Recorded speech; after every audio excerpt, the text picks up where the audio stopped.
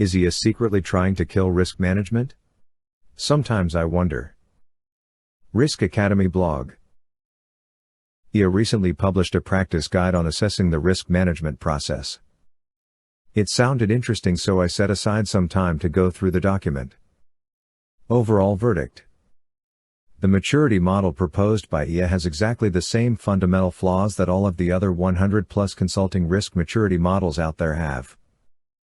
Plus, while correct messages are sometimes used throughout the text, more a coincidence it seems, the authors are still clueless to the differences in Risk Management 1 and Risk Management 2 and fail to provide useful advice on really assessing the risk management effectiveness.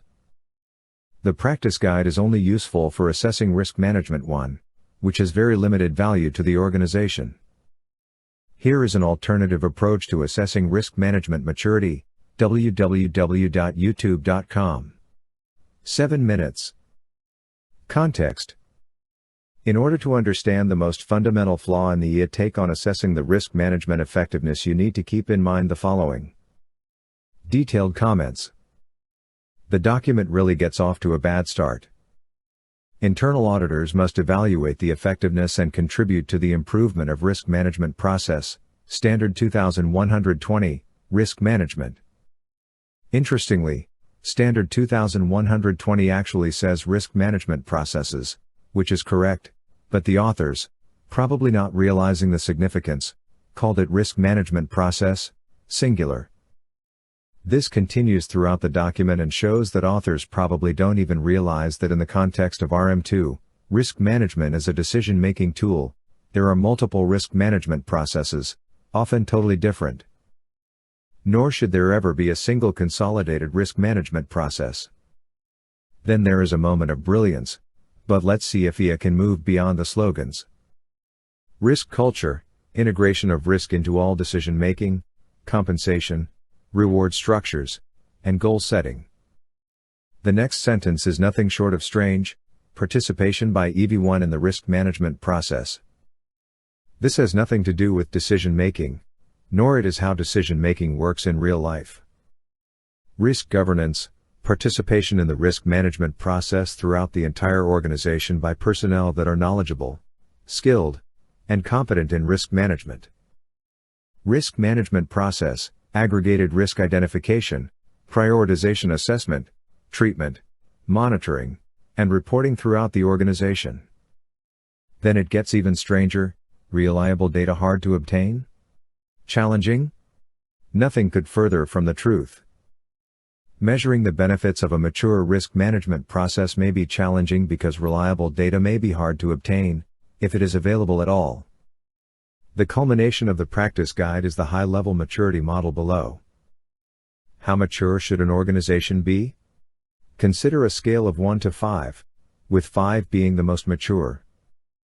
It is not necessarily optimal or practical for all organizations to be operating at the highest level of maturity. Achieving a solid 2 or third of may be acceptable.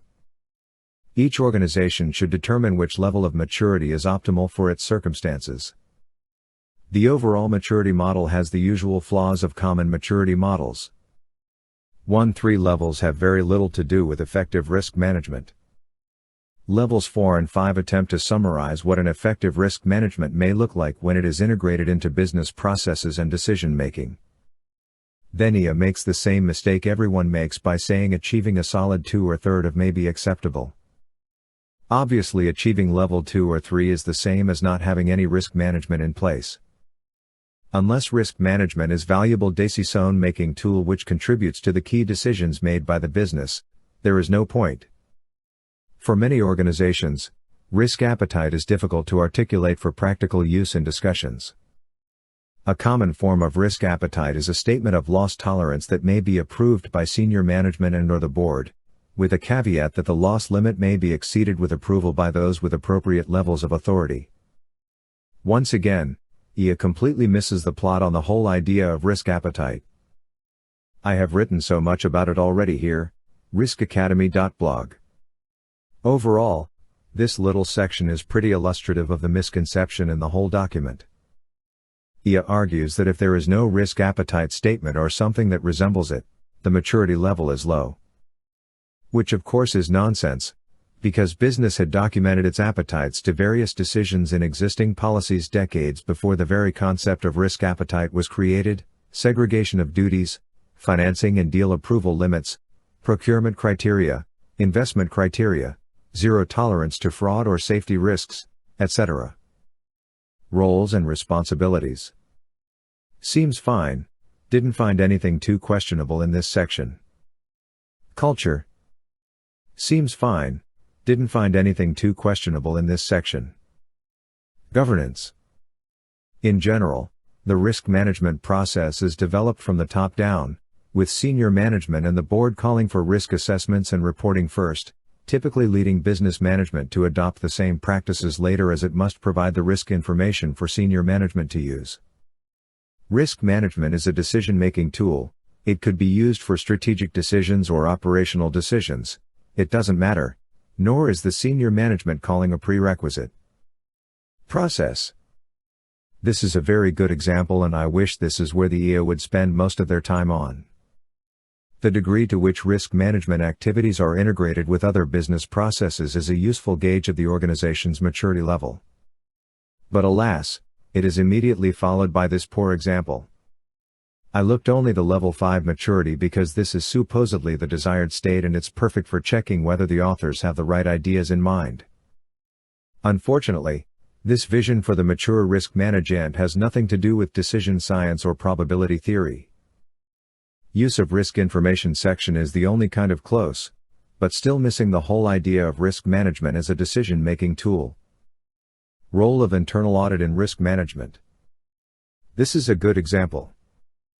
The internal audit activity may gather the information during multiple engagements and may consider the results of these engagements cumulatively to gain a complete understanding of the organization's risk management processes and make a judgment regarding their effectiveness. Assessing organizational risk management.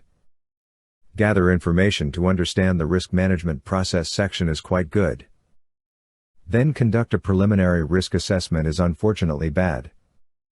An effective way to perform and document an engagement-level risk assessment is to create a risk matrix listing the relevant risks and then expand the matrix to include measures of significance. There are better and much more effective ways to identify and prioritize risks than a heat map. I have a whole article on better alternatives. The overall objective of an assessment of the organization's risk management process is typically to provide insight to senior management and the board regarding the maturity of the organization's risk management and whether it corresponds to their expectations. This above is the huge misconception. The overall objective of an assessment of the organization's risk management processes is to determine whether quality decisions are taken and the objectives are achievable. Norman Marks calls it the probability of success. Establish engagement scope.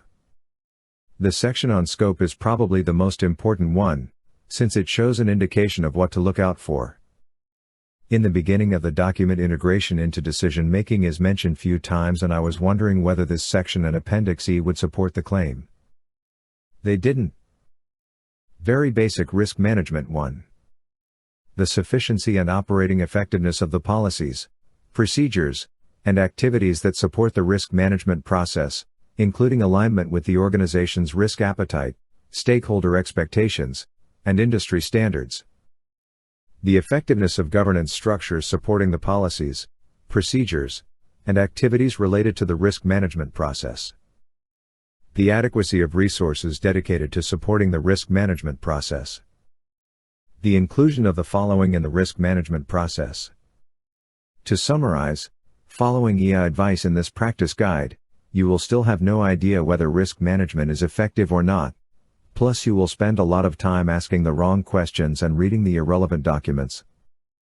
Risk Academy offers online courses plus buy now informed risk-taking. Learn 15 practical steps on integrating risk management into decision-making, business processes, organizational culture and other activities.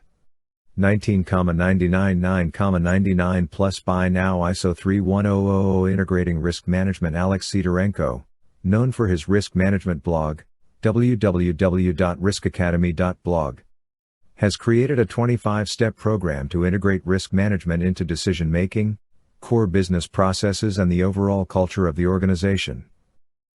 199,999,99 plus buy now. 31,000 to 2018. 19,999,99. Like this, like loading.